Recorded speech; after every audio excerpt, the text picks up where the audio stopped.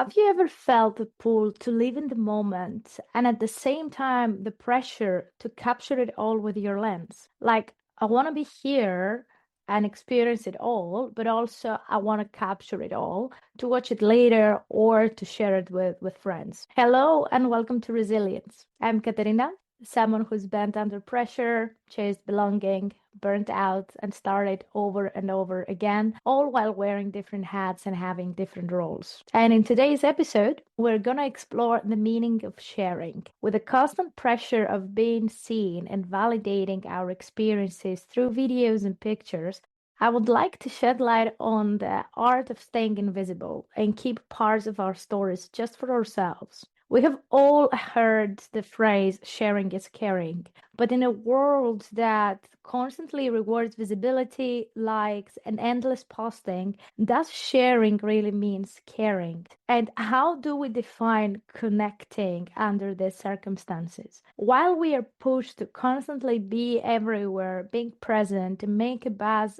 around what we do, where we are, and with whom we're sharing our lives, I think it's time to ask ourselves, why are we sharing what we do? What exactly do we share? For whom and at what cost? When does sharing becomes a burden instead of a bridge to connect with others? For some of you that might share more or less the same age as me, you might relate with this experience. I grew up in a time before cell phones, before instant uploads and endless scrolling. We had only cameras, rolls of film, and maybe 24 shots before they're all was done. And we had zero option for editing, for retaking, or deleting a picture.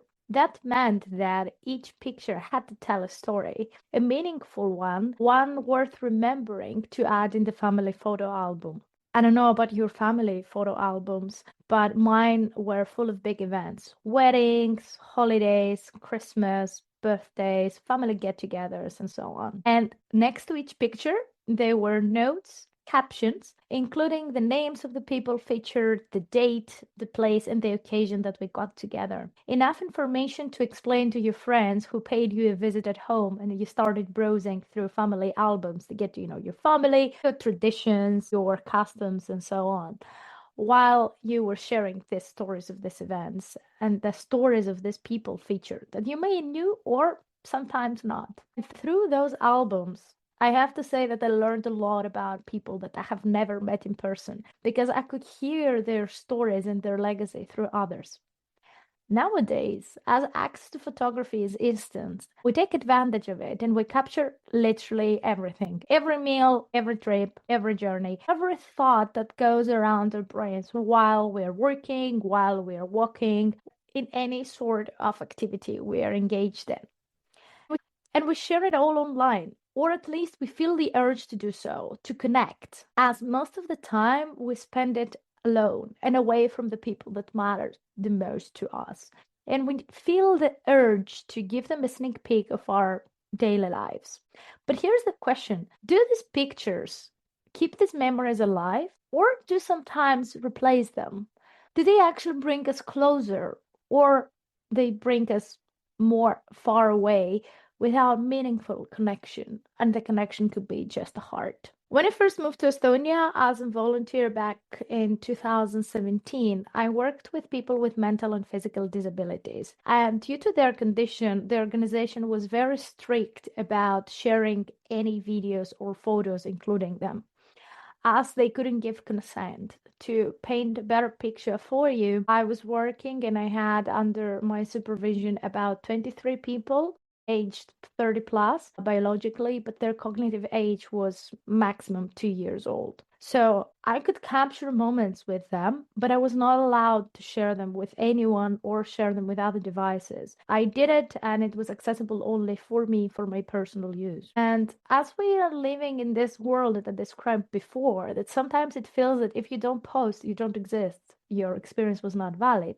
It made me question that if I don't post about this, doesn't it mean that I have this experience? Which I actually did, but it was so hard experiencing something so magical and unique and not be able to share it visually with others. This struggle shaped my thoughts tremendously. It made me realize that I live in this moment. I have this experience with these people, and I can still talk about it, picture the setting with my words to others, to those who were interested to actually listen to me and my experience. To relate it maybe to some common experience that you might have, if you had the privilege to spend time with your grandparents as a kid, their stories didn't come with photos that you could swipe right and left. They paint all the pictures that they were sharing with us with words.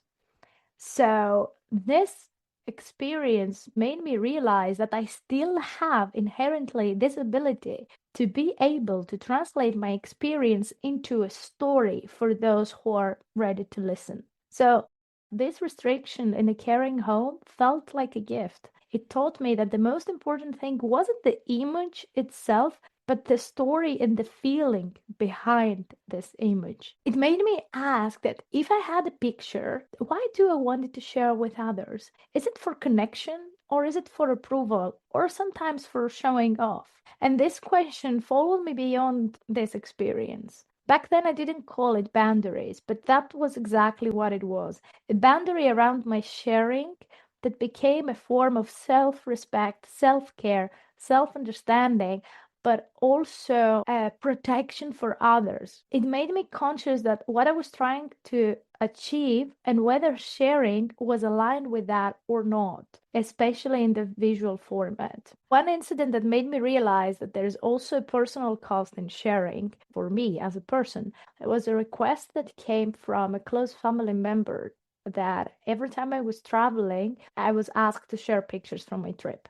And this felt like a burden. My way of experience traveling compared to this request was diametrically opposite. And I just didn't want to share attractions that you can find online or traditional things that people are doing while they're traveling, but I wanted to share something more memorable. My need was to come back from my trip, sit down, and tell them all about it, what I learned, who I met, what impressed me, what surprised me, some silly, funny, or scary moments of my trip, rather than just sending a bunch of pictures to show them how another city looks like. I just didn't want to hand over some random snapshot. I wanted to share a story and create a connection because the trip was not about the place. The trip was about me in the place. So after this happened several times and seeing my anxiety levels rising every time I was traveling, or I was getting very angry every time I was asked to deliver these photos, I decided to sit down and have a discussion about our needs. And we figured out different ways to satisfy them.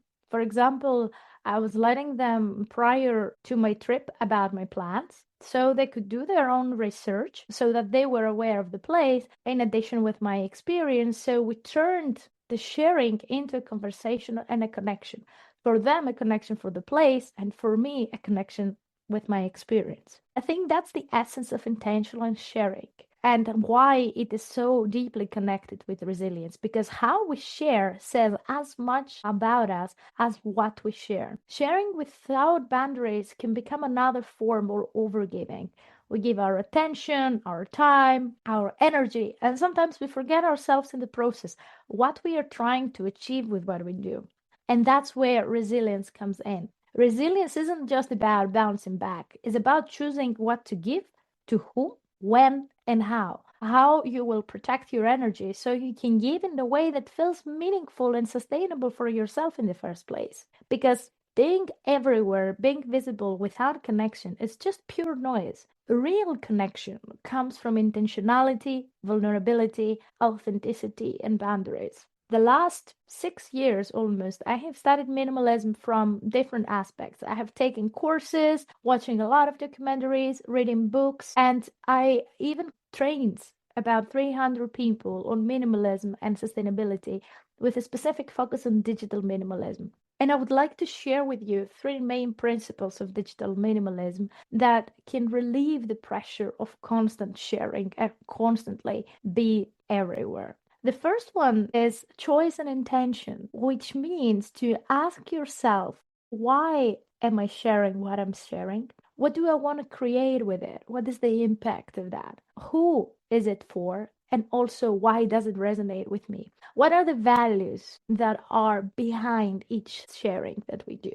The second one is about optimization. to use the tools, the platforms, and the formats that best express your story without draining you. It is not about being everywhere, but being intentional to be in the right place for you, in the right time, for the right people, those that align with your intention and your choices. And the third, and my favorite one, is JOMO over FOMO. Some acronyms here, which actually translates to joy of missing out instead of fear of missing out. Choosing what matters most and letting go of the rest. We cannot be everywhere and know everything. That leads us straight to paralysis. There is joy in missing out because it creates space for the things that really matter for you and take away all the clutter and all the things that are irrelevant. And taking it away from the personal story and bring it to business. In business, we often chase visibility at all costs. Everybody tells you to be everywhere, to make a buzz around your name, to go to network, to go to events, to do advertising, and be everywhere all the time. But to me, that sounds like a desperate move. Why? Because why does everyone need to talk about you if they're not interested in you? Why not spending a little bit more time in preparing who is your audience, who aligns to you, and find the channel that speaks to you, to your heart, to your goals, but also reaching out to your audience. It is the same with storytelling in presentations and pitch decks. Beautiful slides, beautiful design, but without a story, they fall flat. The spark comes from the storyteller, comes from the connection. So again, before you put yourself out there, ask, why am I sharing this? What I'm trying to convey and to whom. And I would like to close this episode with one experiment that I do every year, and I'm absolutely in love with it.